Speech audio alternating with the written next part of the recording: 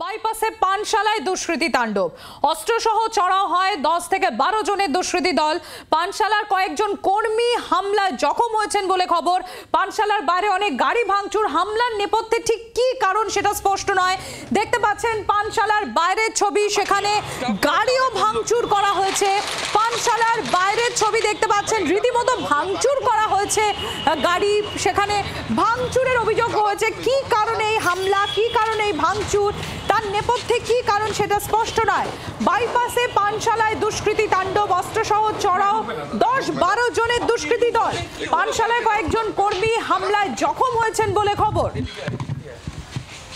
বিক্রম দাস আমাদের প্রতিনিধি সরাসরি রয়েছেন আমাদের সঙ্গে, চলে যাবো বিক্রমের কাছে। বিক্রম, পানশালায় এরকম হামলা হচ্ছে, 10 থেকে 12 জনের দুষ্কৃতী দল, রীতিমতো ভাঙচুর করা হয়েছে দেখা যাচ্ছে। কোন সময়ের ঘটনা, কেন এই হামলা হলো, কি জানা যাচ্ছে এখনো পর্যন্ত?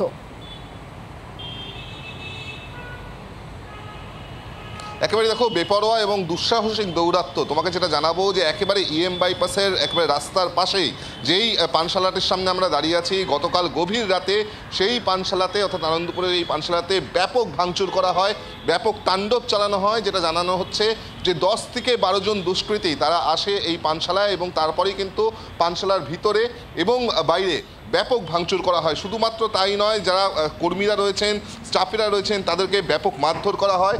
ইতিমধ্যেই কিন্তু এই ঘটনায় বেশ কয়েকজন যারা পানশালার কর্মীরা তারা গুরুতর আহত হয়েছেন। এবং শুধুমাত্র যে পানশালার ভিতরে বা বাইরে ভাঙচুর করা হয়েছে তা নয়, তোমাকে এই মুহূর্তে দেখাবো যে পর পানশালার সামনে যে গাড়িগুলো রয়েছে সেই গাড়িগুলোকে কিন্তু ঠিক এভাবেই একেবারে গুড়িয়ে দেওয়া হয়েছে, ভাঙচুর করে গুড়িয়ে দেওয়া হয়েছে। আমরা দেখতে পাচ্ছি যে গাড়ির ভেতরে কিন্তু এখনো পর্যন্ত আদলা ইট পড়ে রয়েছে। একটা দুটো এরকম ঠিক গাড়ি নয়, যেটা আমরা দেখতে পাচ্ছি এই মুহূর্তে পানশালার বাইরে দাঁড়িয়ে থাকা কিন্তু সমস্ত যে গাড়িগুলো, সেই গাড়িগুলোকে কিন্তু এভাবেই ভাঙচুর করা হচ্ছে। একটা এসইউভি গাড়ি এখানে দেখা যাচ্ছে, সেই এসইউভি গাড়িটাকেও কিন্তু ভাঙচুর করা হয়েছে। আমরা একবার দেখাবো, তোমাকে সেই ছবিটা তুমি দেখতে পাচ্ছ যে কিভাবে দুষ্কৃতী দৌরাত্ম্য হয়েছে, যে গাড়িটিকে কিন্তু কার্যত একেবারে গুড়িয়ে দেওয়া হয়েছে।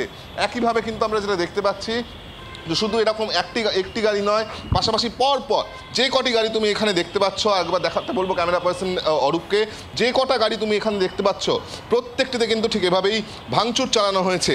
যেটা পুলিশ সূত্রের খবর যে ইতিমধ্যেই তারা এই গোটা ঘটনার তদন্ত নেমেছে। কারা এই ঘটনা ঘটিয়েছে তা এখনো পর্যন্ত স্পষ্ট নয়। কি কারণে এই ঘটনা ঘটলো তাও কিন্তু এখনো পর্যন্ত স্পষ্ট হয়নি।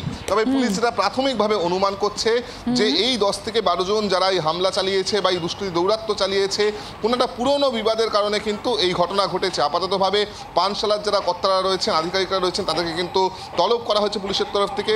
সিসিটিভি ফুটেজ পর্যন্ত এই পানশালার ভিতরে এবং বাইরে তাও গুড়িয়ে দেওয়া হয়েছে। কারা এই ঘটনা ঘটলো তা ইতিমধ্যেই তদন্ত করে দেখছেন পুলিশ আধিকারিকরা।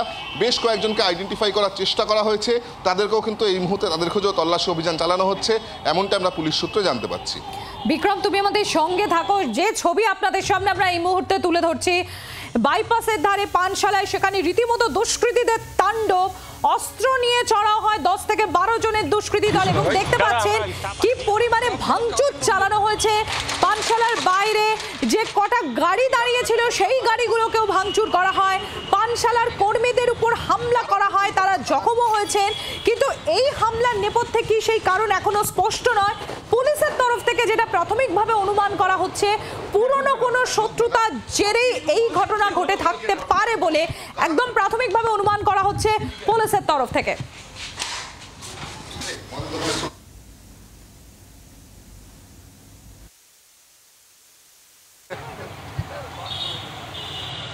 এগারোটা টু 11টার পরে যে ঝামেলা হয়, আমরা এখান থেকে বাড়ি চলে যাই।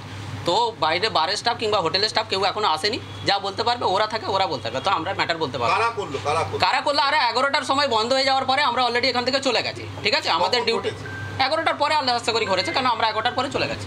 ওকে, আমরা আরে দাদা 11টার সময় অফশপ বন্ধ হয়ে যায়। অফশপের লাইসেন্স 11টা পর্যন্ত থাকে, অনশপের লাইসেন্স 2টো কি 1টা পর্যন্ত যতক্ষণ ছিল ওটা জানি না আমি। তো ওরা ওখানে যা ঘটেছে ওরা স্টাফ বলতে পারবে, আমরা বলতে। বিক্রমের কাছে চলে যাবো আরো একবার সরাসরি। বিক্রম, এখানে একই জায়গার যারা কর্মরত কর্মচারী, তারা বলছেন যে তারা 11টার আগে বেরিয়ে গেছেন। তারা বিষয়টা নিয়ে তাদের কোনো স্পষ্ট ধারণা নেই, তারা বলতে পারবেন না। যারা সেখানে উপস্থিত ছিল তারাই একমাত্র এই বিষয়টি জানাতে পারবে কি হয়েছে বা কি বৃত্তান্ত। আর তুমি যেরকম জানালে, ইতিমধ্যেই তো কয়েকজনকে পুলিশের তরফ থেকে ডেকেও পাঠানো হয়েছে গোটা ঘটনা নিয়ে জিজ্ঞাসাবাদ করার জন্য, যে কি ঘটেছে, পুরনো কোনো শত্রুতার জেরে কিনা। একেবারেই তাই। সবার আগে তোমাকে ভৌগোলিক অবস্থানটা আমি বোঝানোর চেষ্টা করবো। তুমি দেখতে পাচ্ছ সামনেই ইএম বাইপাস, অর্থাৎ একেবারে আনন্দপুরের যে মূল রাস্তা, সেই রাস্তার পাশেই যে পানশালাটি রয়েছে, সেই পানশালাটিতে প্রথমে 10 থেকে 12 জন আসে। তারা বেপরোয়া ভাঙচুর চালায় এই পানশালাটির মধ্যে এবং বাইরে। সিসিটিভি ফুটেজ পর্যন্ত, সিসিটিভি ক্যামেরা পর্যন্ত ভেঙে দেওয়া হয় এবং যেটা জানা যাচ্ছে যে এই প্রত্যেকেই 10 থেকে 12 জন তারা কিন্তু আগ্নেয়াস্ত্র অর্থাৎ পিস্তল সঙ্গে নিয়ে এসেছিল এবং সেখানেই কিন্তু তারা দৌরাত্ম্য চালায়। শুধুমাত্র যে এই বাড়ির মধ্যেই দৌরাত্ম্য চলেছে এমনটা নয়। তোমাকে একবার ক্যামেরা পার্সন অরূপকে ছবিটা দেখাতে বলো। তুমি দেখতে পাচ্ছ কিভাবে বেপরোয়াভাবে এখানে ভাঙচুর করা হয়েছে, একটার পর একটা গাড়ি, শুধুমাত্র নির্দিষ্ট যে একটি গাড়িতে নয়। তোমাকে আরও একবার দেখাবো, এখানে একেবারে পর পর সারি দিয়ে কিন্তু একটা এসইউভি গাড়ি আমরা দেখতে পাচ্ছি, একবারে বেপরোয়াভাবে ভাঙচুর করা হয়েছে। এই লাইন দিয়ে যে কটা তুমি গাড়ি দেখতে পাচ্ছ রয়েছে, প্রত্যেকটাতেই কিন্তু একইভাবে ভাঙচুর করা হয়েছে। বিক্রম দেখতে পাচ্ছি এবং রীতিমতো ধ্বংসলীলা চালানো হয়েছে বলা যেতে পারে, কারণ ভাঙচুর চলেছে এবং তুমি যেরকম বললে যে প্রমাণ লোপাটেরও চেষ্টা চলেছে, সমস্ত ক্লোজ সার্কিট ক্যামেরাও ভেঙে গুড়িয়ে দেওয়া হয়েছে, সেটা ওই পানশালার ভেতরে হোক কিংবা বাইরে। নজর থাকবে আমাদেরও বিক্রম, আপাতত তোমাকে ধন্যবাদ।